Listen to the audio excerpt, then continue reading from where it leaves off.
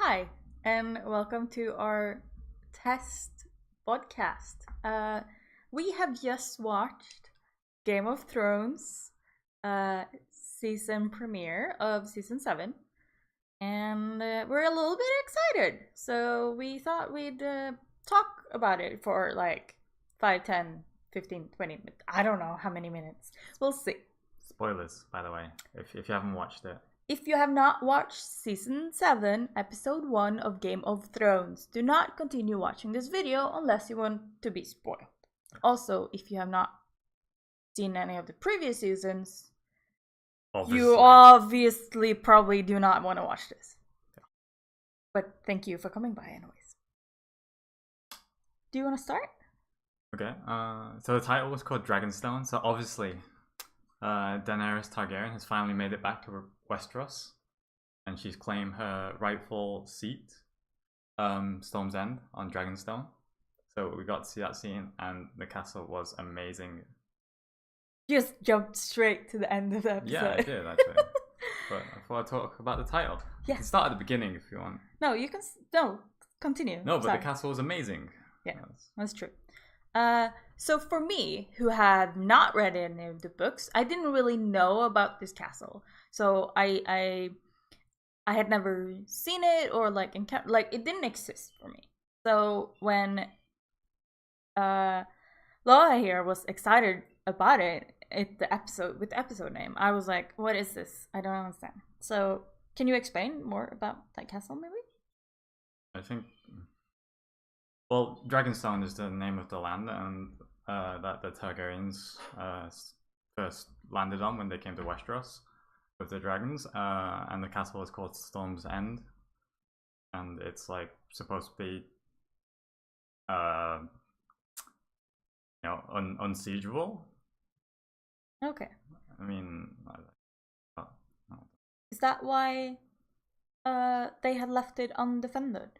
No, when Daenerys came to Storm's End and Dragonstone, it was undefended because Stannis Baratheon had taken his whole army and left via sea to go help the North, to help the Night's Watch beyond the wall. Cool. From a few seasons ago. I don't recall which one, but I don't. Okay, that's cool. Okay. There's a connection that I didn't make. So should we jump? Let's move on. Back to the beginning of the episode? Yeah, sure. Well, the episode starts off with an amazing scene with Arya Stark. Well, Walder Frey.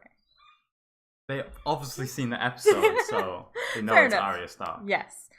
So, first person to react, because we watched together with an old roommate of ours, was our roommate who said, that doesn't look like that actor, because he smiled. He never smiles. He's always a really grump-faced old man. And then when he says to the girl to not drink, I'm like, oh, it has to be Arya, right? And then we were like, yes, everyone started dying, and we kind of had figured out that... We knew it was poison. Yeah, we knew it was poison, but we didn't fully understand why he would do it himself, if it was himself. Yeah, I think you figured out it was Arya before I did. I was like, I don't understand. Oh! Like, a minute later, it clicked for me. When they were all on the floor, it started clicking. But it was a badass scene with Arya killing all the Freys. So revenge for the Red Wedding. All the males, I guess. But yeah, I don't know if it matters. But you had an interesting point there about what happens with the land now that the Freys own. Well, the Riverlands, what was the warden of the Riverlands was what they called the Tullys. But since the Lannisters had taken over and partnered with the Freys were the top house in the Riverlands, and now with all the Freys being killed out, obviously it'll go towards the Tullys again. There's kind of I feel it's obvious from a low point of view that the next big powerful house in the Riverlands is the Tullys. And the Tullys are, for those who don't know, like me, wouldn't really remember. The Tullys, is that Sam? Is that, no, what's his name? Samuel? No. Who's the Tullys? The Tullys is Eddard Stark's wife. Her name. Oh no, I forgot her name. No. Catelyn. Yeah. Catelyn. Katrina? It's Catelyn. Because, like, Littlefinger calls her cat or whatever. Oh, okay. So, I was wrong. But who are they then? Like, Sam? Who's Sam? It's Sam of Hornhill, I think it is. Okay. Or Halfbane is his Valerian Steel Sword. But they're in Highgarden. Okay. Fair enough. What happened next? Don't remember. Okay. Maybe we can't take this in order because we're just so.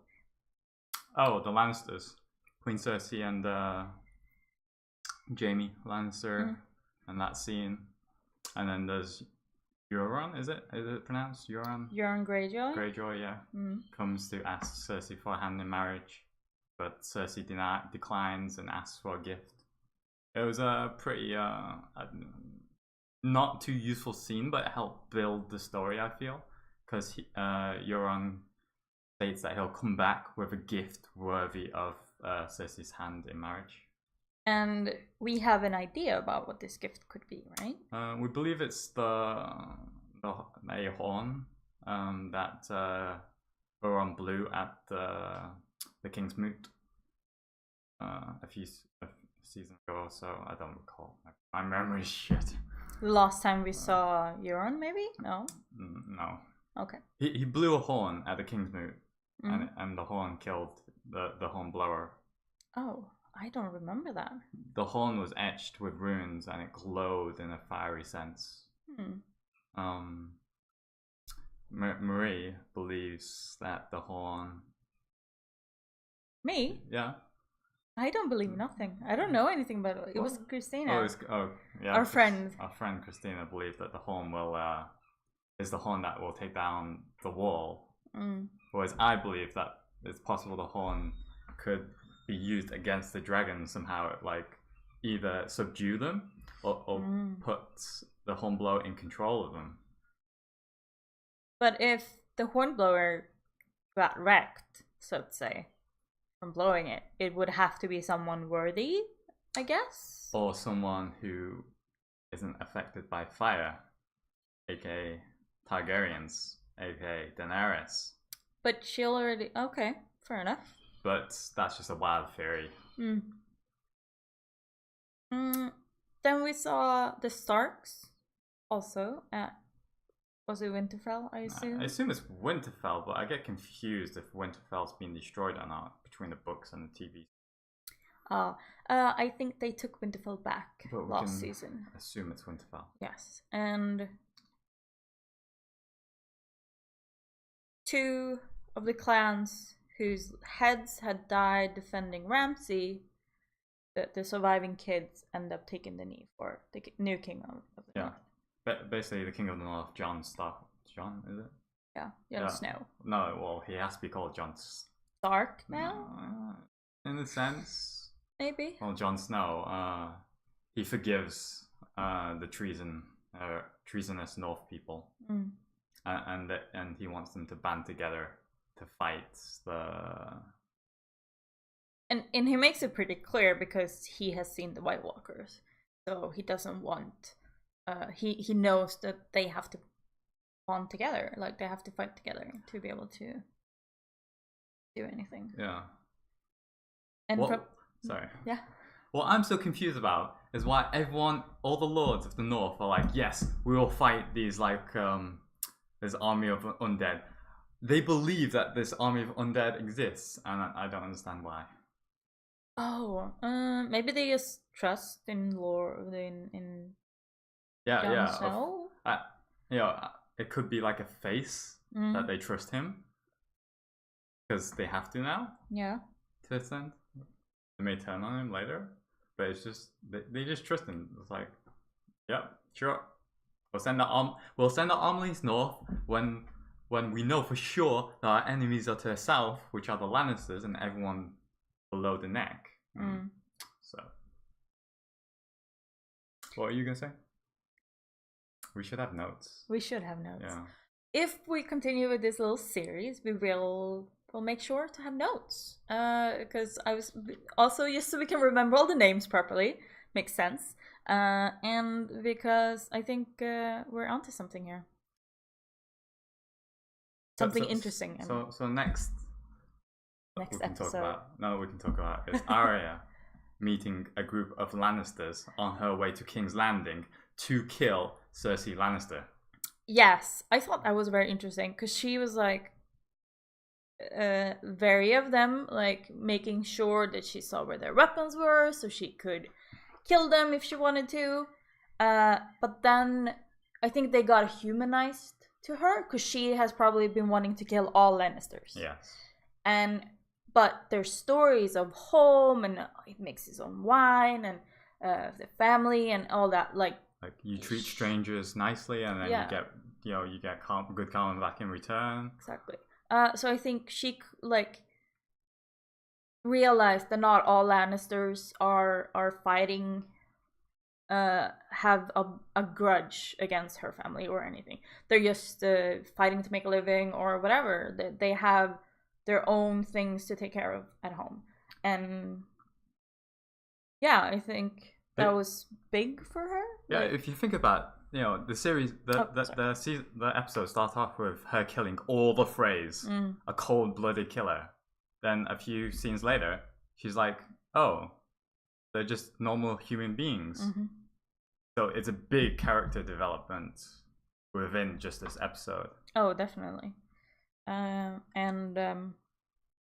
when she said, because she's a little girl, right? Well, I mean, she's not that little anymore, but she's still little. Oh, she's a girl. Yeah. In Westeros. And she says, "Oh, I'm going to King's Landing to kill the queen," and everyone just starts laughing because why? How? Why or how would she be able to do such a thing? And then there's also like this maybe. Because she hasn't really been able to connect to people. She hasn't really been able to talk with people about life or anything. Not since her father got beheaded in front of her. Yeah. And now she realizes, I think she's starting to realize that she can connect with people and she can tell them the truth, even if they're just gonna laugh it off.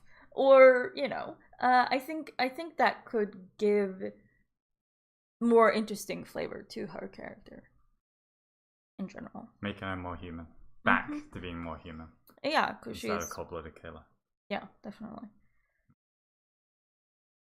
So we obviously are not gonna be able to cover every detail of the episode. That was not our intent.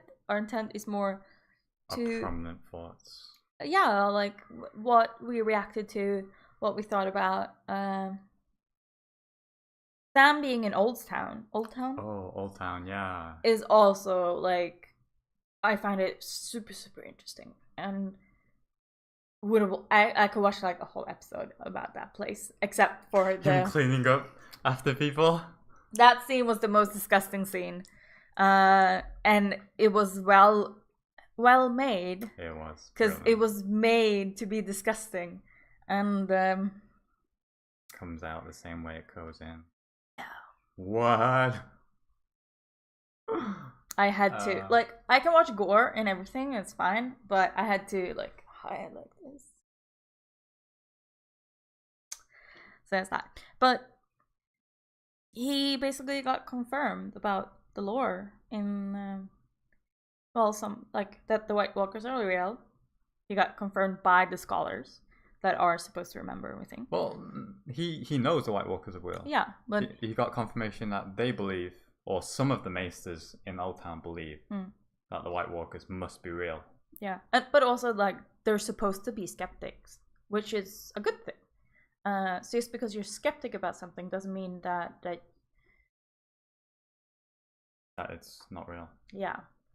And then I guess finally, like, he finds what's under Dragonstone. Yeah.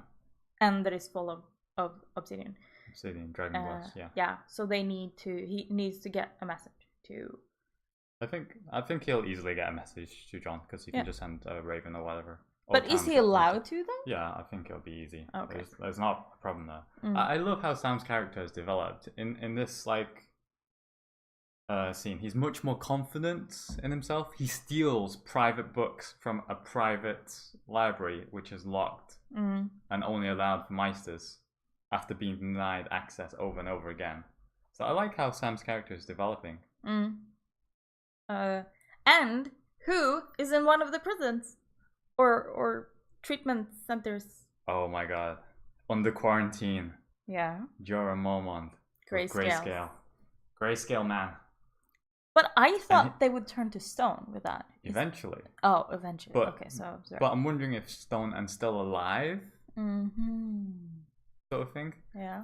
But yeah, he Sam bumped into him while cleaning his chamber pot. And Jorah Mormont asked, is Daenerys here yet? Oh yeah. Is she in Westeros? The Queen of Dragons? No, the mother. No, the Mother of Dragons. He didn't say Mother of Dragons. No, I don't know what he said. Yeah. But I was too excited. Yeah. I was like, Jorah Mormont, he's here. He's in Old Town. Is Daenerys here? Yeah. And then she more or less lands after that, I think, in the next scene. Yeah, that's when she lands. So, should we have a little short section of what are we gonna see next episode? What do you think? Oh, I'll give you more theories once I find out the title of the episode. Oh, but isn't that cheating? No. Why is that cheating? Because I want to think about it, like, based on what I saw. What did I see today? So I think next episode, Jon is gonna go to Dragonstone, to what was it called? The castle? Storm's End. I think he's gonna go there. He's gonna meet Daenerys. They're gonna realize, okay, we need to work together. We need to dig these out, make some weapons. And Sam's gonna... Oh, wait. I think the problem with Jon telling Daenerys about, hey, there's this undead that you have to come help me kill. Is she gonna believe it? No. I mean, she wants to take back Westeros. But does she know about the undead? I mean, she has dragons, so... Yeah, obviously she has dragons. I think that Jon will pledge his loyalty to Daenerys to gain her trust. That makes sense. Okay. Then she has a big force, the North, backing her. He has no reason not to back her unless, she absolutely refuses to go see the undead dragons. Yeah. Undead army. Wait, aren't there undead dragons too? I don't think so. I mean, it's not beyond the stretch. I have some possible vague memory of something. But I have not read the books, and he has read 4 of the books. So we have, like, a slightly different perspective. Theories. Yeah. Next episode. Do you want to know the title? Yes. Stoneborn. Okay, so... Daenerys Stoneborn. Yes. So, obviously, they're gonna meet, I feel. She's gonna gather the houses that she can. She's already got the Greyjoys. She's kind of got a Lannister. And we believe that the Starks and the North will follow her. What else? I mean, that's all I can think about. But specifically the next episode. Do you think there's any chance that Sansa is gonna marry Littlefinger? Not of her own free will. She has no reason to. She has protection. She has her own I don't know, protector. So I see no reason for her to marry Littlefinger to gain control of the Vale. But why would she need the veil when she has the North? Yeah. Okay. Fair enough. But I could see Littlefinger somehow coercing or twisting Sansa's arm into marrying her. Because he was really in love with her mother, right? Yeah. Okay. So we have kind of reached our limit for how long we wanted to talk. If you like this kind of content, let us know. We may branch out into like other series, films, and what we think about them. Yeah, we've definitely been thinking about that because we watch a lot of stuff on like Netflix and other available media sources online, and there's always stuff out there to recommend that people may not have watched, and people are always looking for new things to watch. Next time we'll be more organized. But next time we'll probably talk about. Well, we will talk about episode 2 of Game of Thrones because we're not gonna skip that.